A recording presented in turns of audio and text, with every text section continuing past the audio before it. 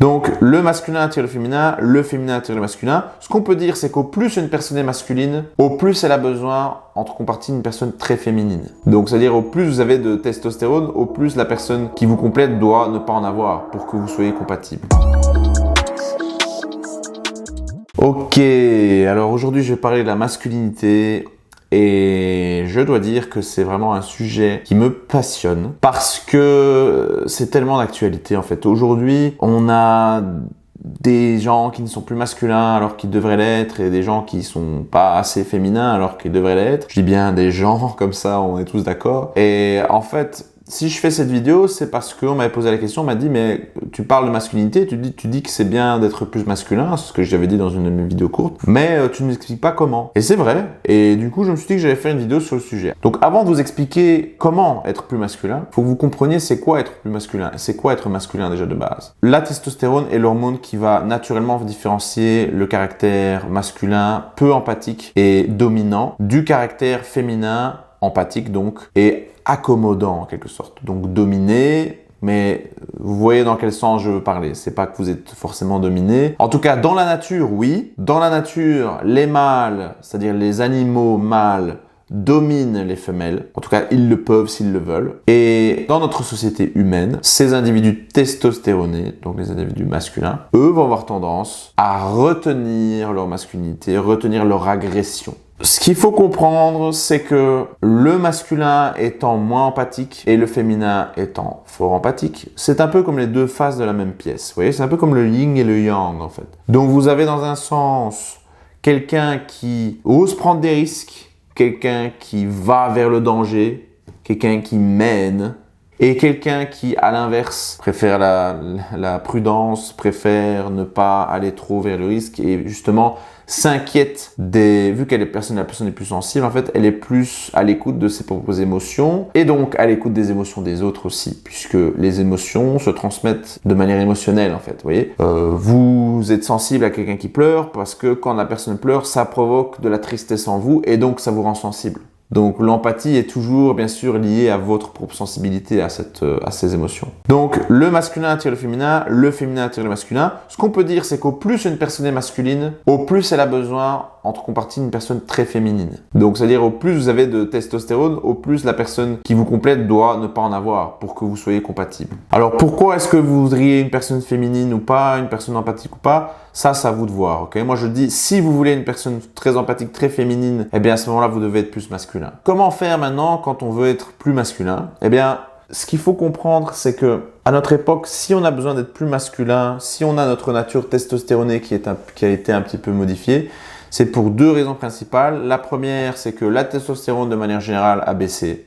Ça a été mesuré, ok, donc par exemple, vous savez, la testostérone elle diminue avec l'âge. Or, on voit que vos grands-pères d'aujourd'hui, ils ont le même niveau de testostérone que vous maintenant, quoi. Donc, c'est quelque chose qui va pas, c'est pas normal. Effectivement, on observe que la testostérone générale diminue. Maintenant, il y a une part de nature, une part de culture. La nature, c'est l'hormonal, donc c'est la testostérone, c'est l'animalité. Et la culture, c'est votre cortex préfrontal, donc c'est votre éducation, c'est la civilisation. Cette civilisation fait en sorte que les hommes se retiennent dans leur masculinité. Le problème, c'est que récemment, dans les dernières décennies, il y a eu beaucoup trop de retenue, justement. On a été trop dans l'autre direction. Donc, pour contrebalancer cela, si vous voulez être plus masculin, vous allez donc devoir aller donc dans l'autre sens, finalement. Donc, ça veut dire quoi? Ça veut dire que de un, vous devez être convaincu à 200% que vous voulez être plus masculin. C'est-à-dire ne pas vous dire « Ah oui, ce serait bien d'être plus masculin, ça me ferait plaisir, comme ça, le lundi, je suis plus masculin et le mercredi, je reviens à moi-même. » Non.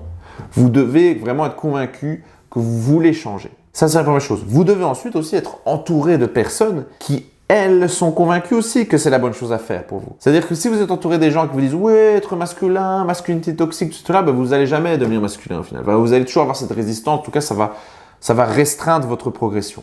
Donc ça, c'est une première chose ce sont deux premières choses qui, je pense, sont extrêmement importantes. Ensuite, à partir de là, vous pouvez commencer à travailler. En ce qui concerne la testostérone, je te conseille d'aller simplement te renseigner pour savoir comment l'augmenter. Il y a plein de ressources par rapport à ça. Je te déconseille de prendre des suppléments parce que simplement le fait de prendre un supplément, c'est comme dire aux ouvriers de l'usine, voilà, il y a déjà les produits, mais du coup les ouvriers ne travaillent plus, donc on dépend entièrement de ces produits-là, quoi. Vous voyez un peu l'analogie. Donc si vous habituez votre corps à une source externe d'une hormone en l'occurrence, eh bien, ça ne va pas l'encourager à produire plus cette hormone. D'ailleurs, ça va même l'encourager à en produire encore moins, puisqu'il sait qu'elle a une source externe. Vous voyez, c'est l'homéostasie corporelle. Donc, essayez de produire cette testostérone naturellement. Je sais que tout ce qui est sport de combat, compétitivité, soulever de la fonte à la salle, tous ces trucs-là, ça vous augmente votre testostérone. L'entraînement d'intervalle à haute intensité, donc le HIIT, comme on dit, ça aussi, ça produit plus de testostérone. Le cardio en soi, pas tellement, vous voyez, donc c'est assez particulier, hein. Bien dormir produit plus de testostérone, avoir une bonne alimentation, une bonne santé, évidemment.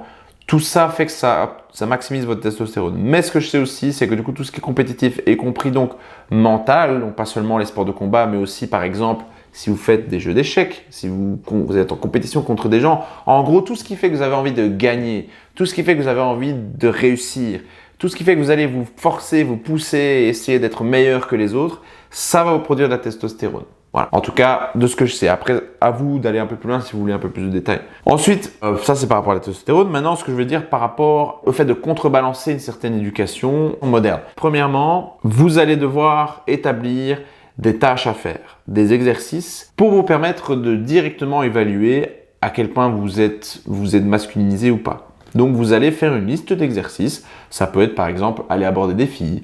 Ça peut être, par exemple, demander une augmentation à tel moment à votre boss. Bref, tout ce qui va en fait vous demander des compétences masculines, donc c'est-à-dire simplement moins d'empathie en fait. Et vous allez consciemment, avec du coup votre siège de la décision, donc le cortex préfrontal, décider d'aller faire ces actions-là. Alors au plus c'est difficile, au plus vous devez être progressif. Au plus c'est difficile aussi, au plus vous pouvez choisir d'autres types d'exercices. Bref, en gros, vous allez devoir consciemment et de manière répétée, vous allez devoir agir pour acquérir de nouveaux réflexes, de nouvelles habitudes. Et ce qui est capital là-dedans, c'est vraiment deux choses. De un, de rester convaincu que c'est la bonne chose à faire. C'est pour ça que j'avais mentionné les autres points auparavant. Et de deux, vraiment la répétition.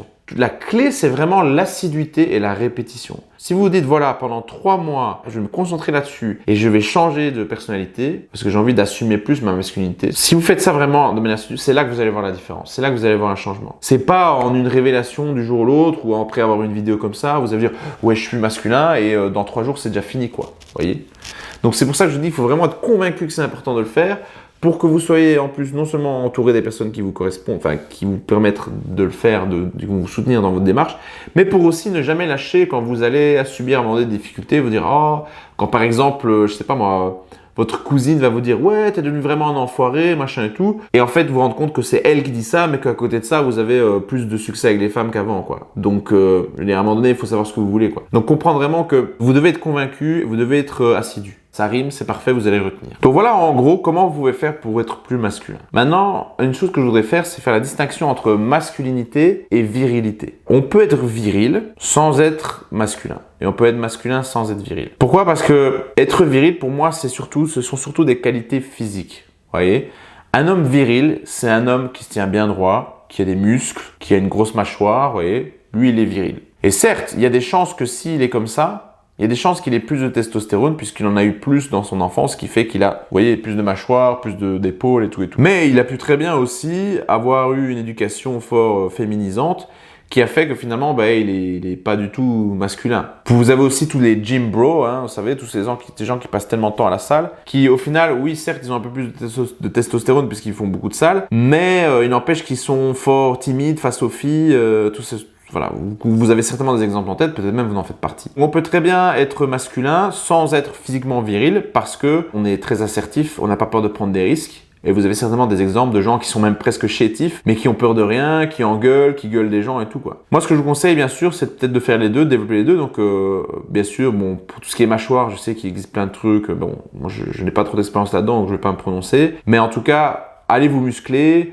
essayez de vous tenir bien droit. Voilà, je pense que si vous voulez être un peu plus viril, ça va pas vous faire de tort, c'est certain. Vous pouvez faire les deux, vous pouvez donc faire ce que j'avais dit avant, plus développer votre virilité physique. C'est tout pour cette vidéo. Sur ce, je vous dis à la prochaine.